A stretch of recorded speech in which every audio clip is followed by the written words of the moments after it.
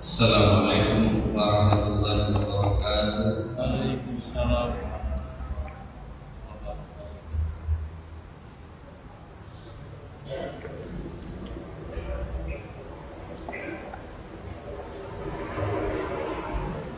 Alhamdulillah.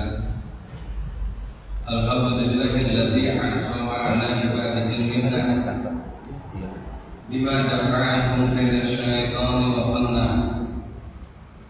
wa radda 'amalahu wa khayyaba zanna isja'ala as-sawma hisnan li awliya'ihi wa jinnah wa fataha lahum bihi abwaaba al-jannah wa arrafahum anna wasilata asy-syaitani ila qulubihim الشهوات المستكنة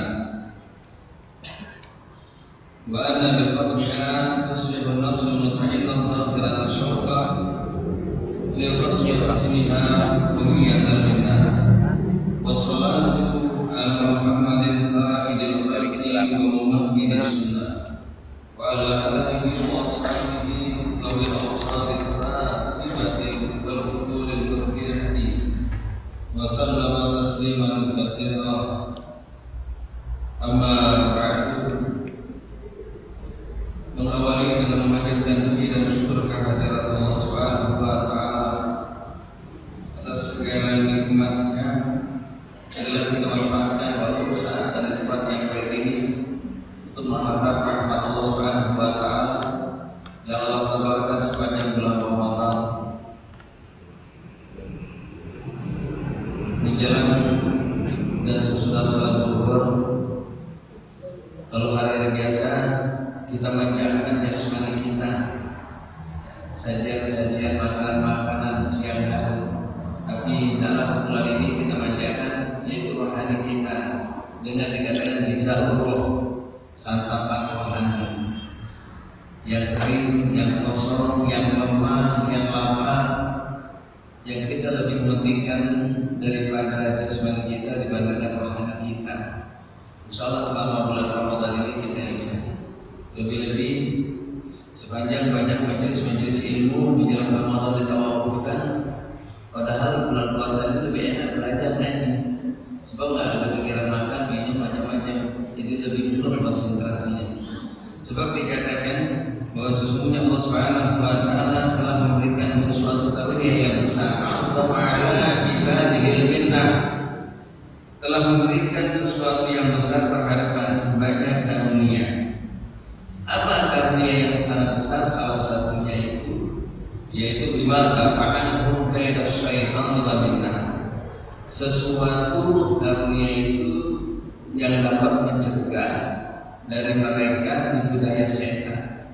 Ini salah satu puasa mengosongkan perut lapar ini adalah kita untuk mencegah, mengosongkan, melemahkan tipu daya setan. Sebab kalau perut kenyang dalam keadaan tidak haus, tidak lapar, itu setan lebih leluasa menggoda manusia. Tapi dengan lapar ini karunia yang Subhanahu wa taala wa rabda amalahu wa khayyaba zanna, dan Allah memberikan karunia dapat membatasi angan-angan kita tentang kesadaran dunia wa khayyaba zanna, dan juga melumpuhkan daripada sangkaan-sangkaan dugaan-dugaan yang tidak baik. Insyaallah sama hisnan li awliya'ihi wa jinnah. Jadi Allah telah jadikan bahwa puasa itu sebagai benteng bagi para kekasihnya, para aulia. Siapa saja dapat peluang untuk menjadi wali, tidak terkecuali mereka yang sibuk dengan aktivitas dunia ataupun tidak, semuanya mempunyai peluang yang sama. Manhum, siapa dikatakan wali Allah? Yaitu kullu mu'minin taqiyyan, setiap orang mukmin yang bertakwa itu namanya wali. Wali itu bukan yang kita bayangkan lantas di masjid pegang tasbih tiap hari sholat, belum tentu itu wali. Ya. Kadang-kadang harus stres, ya, karena bingung urusan nggak beres-beres di puasa. Kadang-kadang orang yang gagal romantis dengan dunia itu amalannya itu lebih hebat daripada wali. Sehari bisa menyelesaikan sholat sekian ratus rakaat. Kadang-kadang zikir diamalin 1000 berapa kali ribu, selawat dan lain sebagainya, yang wali ini tidak terjadi. Karena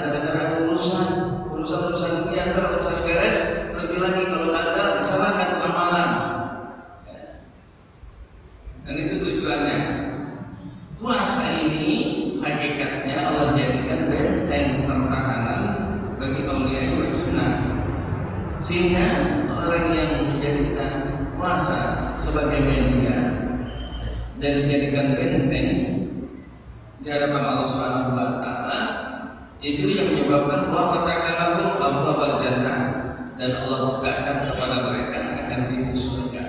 Jadi salah satu tiket yang bisa membukakan pintu surga, kita masuk dalam surga melalui puasa. Ada dikatakan di surga itu babul ibal rayyan, ada di surga itu namanya pintu babul rayyan. La yadkhuluna illa shaimuna, tidak akan masuk ke dalam surga itu kecuali orang yang berpuasa. Faizan dalam, apabila yang berpuasa sudah masuk, sudah ditutup dah, yang lain tidak ada lagi. Tentunya bukan hanya kita puasa-puasa Ramadan, yang wajib juga puasa-puasa yang sunnah. Maka lakukanlah puasa dengan cara benar, sehingga puasa ini merupakan satu karunia yang Allah berikan kepada kita ini sampai kepada apa yang Allah inginkan. Ba'da bifathiha tasbihun nafsul mutma'inna zahirat asyabba fi tasbih hasmiha baqiyatan minna. Sebab wa'arrafahum anna wasilat asyaitan ila qulubi syahwatil mustaqinnah. Dan Allah dengan puasa ini memberitahukan kepada kita, mengingatkan bahwa sesungguhnya jalan setan-setan yang mengganggu manusia masuk ke dalam hati mereka itu melalui syahwat. Ya, orang cenderung dengan syahwat perut, syahwat makan, syahwat minum ini. Kadang-kadang cuma hanya sekedar Rp1.000 aja ini mampu berani syahwat ini ya menghilangkan nyawa saudaranya. Karena gara-gara perut. Karena apa? Karena itu setan kuat. Kalau sudah rombongan perut, udah kalau dalam rombongan yang dikatakan materi udah dunia, setan udah sampai aja pada manusia. Ya, baik mulai perintah yang paling tinggi, elit politiknya dikasihnya diluncurkan di jabatan. Ini satu direbut untuk 1.000 orang, biar tidak berantem 1.000. Setan ngimas-ngimas aja, nggak perlu ganggu lagi, nggak perlu mereka diingatkan untuk jangan baca Al-Quran. Sibuk dengan ya menguatkan, mengukuhkan jabatan ini, cukup menghilangkan, melupakan kepada Allah. Mereka jauh dengan masjid, mereka jauh dengan saudara, mereka sudah nggak hatinya lagi ingat kepada Allah, yang diingat mencapai dan tercapai. Jadi satu yang berhasil, 99 itu yang jadi korban. Setan cukup dengan efektif. Maka kalau dalam puasa ini wa'arrafahum anna wasilat asyaitan ila qulubihim asyahwatul mustaqinnah. Maka Allah memberitahukan dalam puasa, kalau kita cermati secara seksama, jadi perlu sadar logikanya kalau kita lapar, yang haus itu sebenarnya ibadahnya itu kan kurang enak. Tapi nyatanya kalau kita masuk ke dalamnya, kalau kita paksakan, malah lebih enak itu kalau dalam keadaan lapar itu ibadah. Cuman awalnya itu mulainya aja. Kalau kita anggap kalau pada restoran kita perut kenyang, nyaman, tempat yang enak itu enak, malah itu nggak enak sebenarnya. Awalnya enak tapi kesannya nggak akan hasil. Coba kalau membaca Al-Quran aja, bulan puasa sama selain bulan puasa, cuma mulainya aja, startnya aja berat membaca Al-Quran. Tapi kalau sudah mulai enak terus. Tapi kalau ketika nggak puasa, nggak kuat mungkin 1 hari, 2, 3, 4, 5 juz jadi Ibrahimnya. Tapi kalau puasa kuat nggak? Insya Allah kuat. Tapi kalau hari-hari biasa, ini pas waktu baru 1, 2, 3 aja pengen minum, pengen makan, pengen ini. Nah itu yang menyebabkan halangi kita ini dengan Allah Subhanahu wa taala berupa apa? Yang pertama adalah al-wilayah, yang kedua al-jah, yang kesadaran al-aid wal asbab. Yang menghalangi hati kita ini dengan Allah Subhanahu wa taala pertama adalah wilayah, kekuasaan. Itu yang menutup hati kita dengan Allah. Nah karena kita asumsinya pikiran cuma bersama aja tuh sampai ke target. Yang kedua al-jah, ini wibawa. Yang ketiga kasratul alai, banyak kesibukan. Ngurusin anak, ngurusin kerjaan, ngurusin apa lagi, ngurusin listrik, ngurusin kreditan, banyak atau kalau dia itu alai itu namanya. Dan juga asbab-asbab kehidupan. Maka semuanya itu merupakan kebutuhan yang daruriyah yang pasti. Manusia hidup itu perlu makan, perlu minum, dan fasilitas yang menunjang semuanya itu. Tapi Allah memberikan dua jalan. Ada yang mereka mensikapi itu dengan mudah, artinya muhif. Ada yang menjadikan itu berat. Maka beruntunglah bagi penajan muhifuna. Maka beruntunglah bagi orang yang mensikapi dunia ini dengan ringan. Ada satu hadis Rasulullah SAW menyatakan, "Wa'bud rabbaka ka'annaka tamutu ghadan." Juga adalah kamu kepada Allah Subhanahu wa taala seakan-akan kamu mati esok. Tapi kalau kita suruh cari dunia, ka'annaka ta'ishu abadan, seakan-akan kamu hidup selamanya. Ini merupakan suatu petunjuk yang sangat mudah yang kita pahami. Kalau kita cari dunia, enggak dapat kita tinggalin. Karena hidup kita ka'annaka ta'ishu abadan, hidup kita masih panjang. Walaupun berbeda kalau kita ibadahnya di akhirat, ya paksain. Ini bulan Ramadan, paksain baca Al-Quran, paksain sholat tarawihnya, paksain ini. Karena mau mati besok, nggak ada waktu lagi udah. Kalau urusan akhirat itu khairul birri ajillah, harus disegerakan, jangan ditunda-tunda. Jadi ada kalau urusan dunia, malam hari waktu hujan dijemur pakaian. Udah 16 tahun ATM kagak buka, perbankan kagak buka, masih mau nyetor juga uang dikirim. Nggak bisa tidur, gimana cara ngitung uang? Seharusnya bagaimana? Yaitu kalau kita urusan dari dunia nggak dapat, udah istirahat. Karena kata saudara itu masih panjang, waktu masih banyak. Tapi kalau urusan akhirat, nah sekarang Ramadan, jadi kan Ramadan yang akhir. Sehingga kita jadi sungguh-sungguh mengisi Ramadan ini dengan hal-hal yang mulia, dengan ibadah-ibadah taat kepada Allah. Sebab besok kita tidak ada lagi waktu, karena kata mutu kata. Ada beberapa keterangan hadis yang dikatakan as-sawmu nisfus sabri. Salah satu membentuk puasa ini ya digunakan dengan kesabaran. Jadi modal utama untuk kita mampu melaksanakan ibadah puasa adalah sabar. Sabar yang dikatakan oleh Rasulullah SAW terbagi tiga. Sabar dalam taat kepada Allah. Kalau kita berbuat taat, kalau tidak sabar juga ya bubar. Untuk maksiat juga kita harus sabar. Pada waktu saat orang dengan mudah dan senang mereka menikmati dengan maksiat, kita sabar untuk tidak melakukannya. Kita sabar untuk tidak mau mengerjakannya. Sebab orang sangat mudah terprovokasi dengan hal-hal yang buruk, dengan hal-hal yang baik. Hanya mampu meninggalkan hal semua itu orang yang diberikan kesabaran oleh Allah Subhanahu wa taala sehingga tidak mau melakukannya. Coba contohnya ada pencuri aja, lantas kita saksikan apa itu pencuri? Orang mukul kita langsung aja aktif mau mukulin juga. Padahal kita tidak pernah dirugikan, tidak pernah dicuri, tidak pernah kehilangan, tidak ada kepentingan dengan orang itu, kita mukulin orang. Dosa apa kita? Kita anggap itu adalah hak, padahal itu adalah batil. Pas waktu sah sudah selesai dihitung nasib, katanya salah tangkap, bukan maling. Yang malingnya itu yang tret-tret dari yang bilang maling, yang kabur, malah yang korbannya itu dianggap maling. Nah kita berapa kali korban itu? Itulah tipu daya syaitan. Rasulullah SAW menyatakan, "Dua lazim mumayyizu bi khasyatin isbah bil Allah Ta'ala min baini sa'il al-arkan." Qala Allah Ta'ala fi ma haka innama yuqassabiruna ajrahum bighairi hisab. Allah telah memberikan pahala ganjaran orang yang berpuasa yang dilakukan dengan cara sabar tanpa terhitung, tanpa dengan hitungan.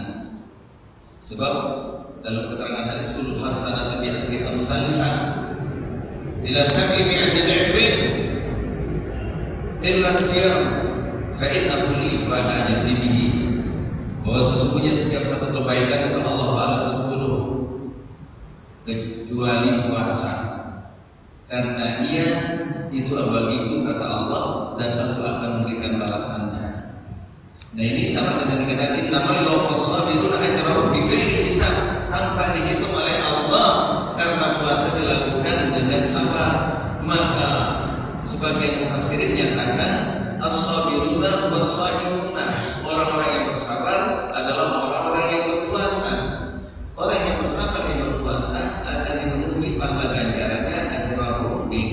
hisab. Ini sesuai dengan keterangan Nabi, wa innahu li wa ana ajzihi. Sebab yang namanya puasa ini merupakan adalah bagian dari proses ibadah sir, tidak seperti yang lain-lainnya. Maka apabila orang tidak melakukan puasa, maka sama-sama dia telah mendustai dirinya sendiri. Nah, kalau yang namanya puasa itu ikhlas, insya Allah. Ada orang, nggak ada orang, kita nggak akan melakukan hal-hal yang membatalkan puasa. Tapi kalau misalnya sholat, kalau mungkin lantar ramai begini kita lebih khusyuk, lebih santai, lebih tenang. Tapi kalau sholat sendiri, ya terburu-buru. Nah, kenapa? Karena dilihat oleh orang lain. Tapi kalau puasa jangan. Ya mungkin kalau dilihat orang saya nggak makan, nanti kalau nggak dilihat orang saya puasa saya makan. Tidak juga, tetap sama. Maka binisbati ilallah, jadi puasa ini dinisbatkan dengan Allah Subhanahu wa Ta'ala. Maka karenanya dengan puasa ini kita harapkan menjadi salah satu benteng. Sebab dengan berpuasa ini seseorang itu telah menumbuhkan dan menguatkan dia punya iman 25%. Jadi 25% itu iman dan Islamnya itu dikuatkan melalui puasa.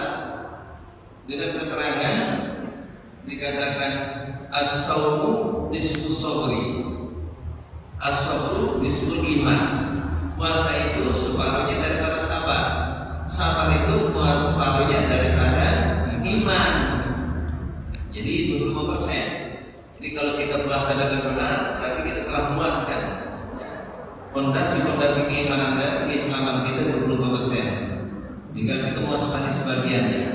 Maka ada tahapan-tahapan ibadah nanti melalui haji setelah Ramadan, melalui ini, sehingga secara menyeluruh itu secara akumulatif itu semuanya iman akan utuh. Yang mana iman itu terbagi dari beberapa bagian. Maka katanya marilah kita lakukan puasa, karena dengan puasa ini sesungguhnya banyak kenikmatan yang kita tidak dapati. Dan kalau kita cermati apa yang dikatakan oleh Rasulullah SAW itu sangat benar. Yang beliau menyatakan lisan ini farhatani, farhatun indal iqtarih wa farhatun indal iqtarih. Bagi yang berpuasa ini mendapatkan kegembiraan, kesenangan.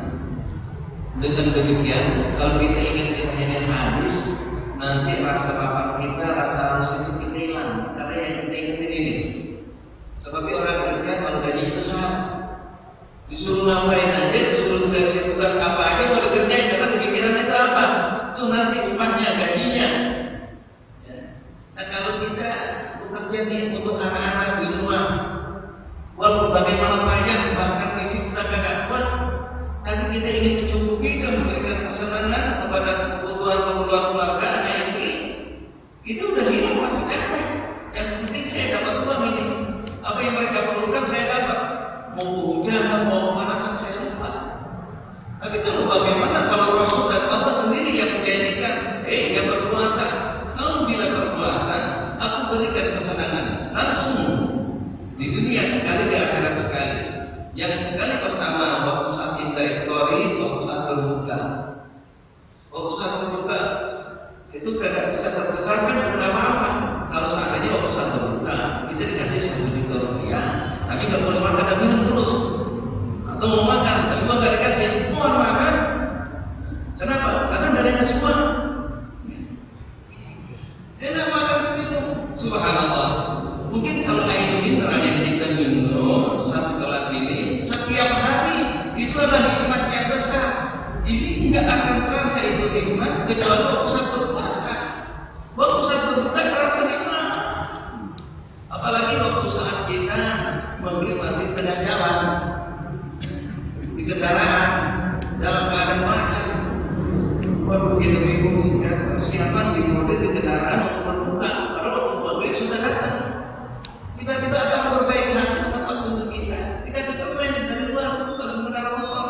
Masalah nikmat ya, permen itu nikmat. Apalagi air, teh, kurma dan lain sebagainya. Yang waktu saat kita tidak berpuasa ini tidak pernah kita terasa masuk ke dalam hati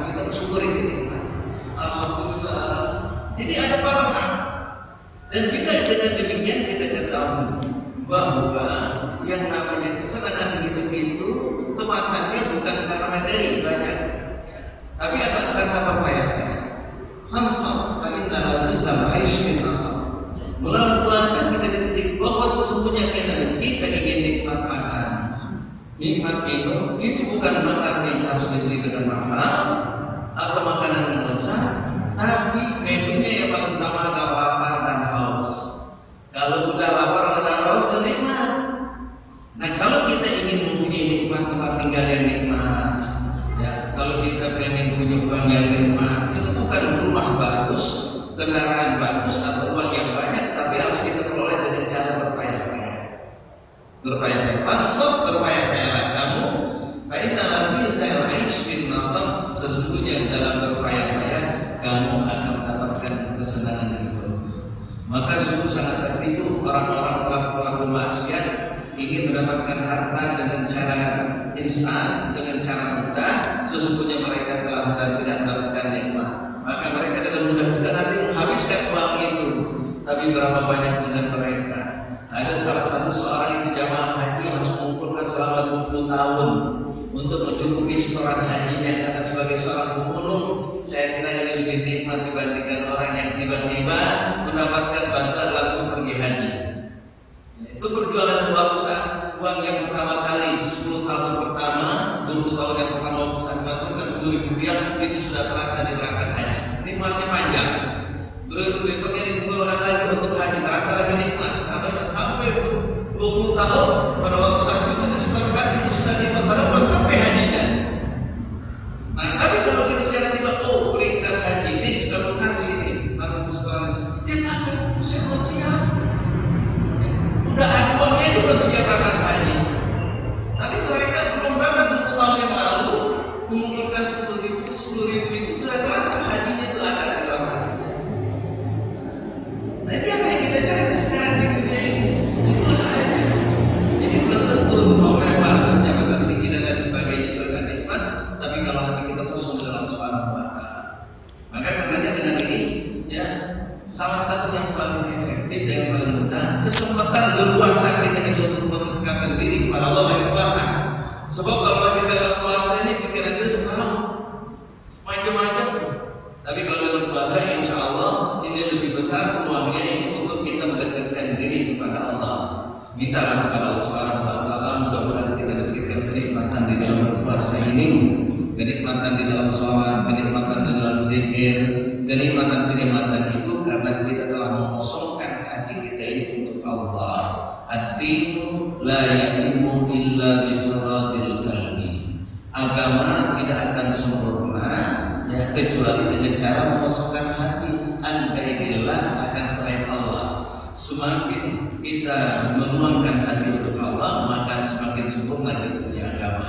Tapi kalau hati kita dimasukkan dengan segala macam urusan-urusan dunia yang sampai sekarang tidak ada beres-beresnya, ya luar biasa setan menipu daya kita di dalam terpakul hayat dunia, bahkan harta orang lain, benda orang lain pun masuk ke dalam hati kita ini, ya, yang kita tidak ambil manfaat dan kebaikannya. Ini setan luar biasa, ya.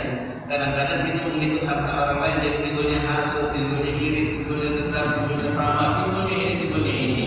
Tapi insya Allah mudah-mudahan dengan puasa, marilah kita mohon kepada Allah Subhanahu wa Ta'ala. Allahumma inna nas'aluka ridhaka wal jannah wa na'udzubika min syahtika wan nar. Kita mohon kepada Allah dan diperbanyak untuk minta kepada Allah Subhanahu wa Ta'ala akan ridhonya kepada Allah Subhanahu wa Ta'ala dan surganya Allah Subhanahu wa Ta'ala. Amin ya rabbal alamin. Mungkin itu saja yang kita ambil dalam manfaat. Mudah-mudahan Allah jaga, Allah pelihara iman Islam kita, Allah berikan inayah di dalam berpuasa kepada kita, Allah tundukkan hati kita ini dan dipenuhi dengan ingat kepada Allah Subhanahu wa Ta'ala. Mudah-mudahan Allah terima wudu kita, sholat kita, puasa kita, zikir kita, ibadah kita, tahasyud kita, tadarruk kita. Amin birahmatika ya arhamar rahimin. Bihadini yang berikut niatin salihah ila hadratil Al-Fatihah.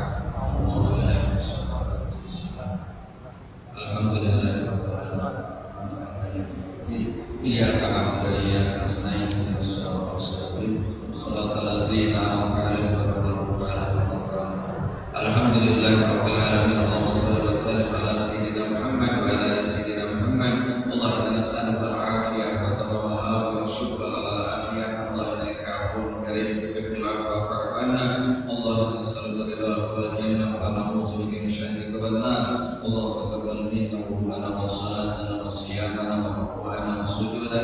وتصريحنا وتمكيدنا وتحشعنا وتضر عنا وضمن تقصيرنا ولا تضر بها وجوهنا يا الله يا الله يا إله العالمين وصلى الله على سيدنا محمد وعلى آله وصحبه الحمد لله رب العالمين.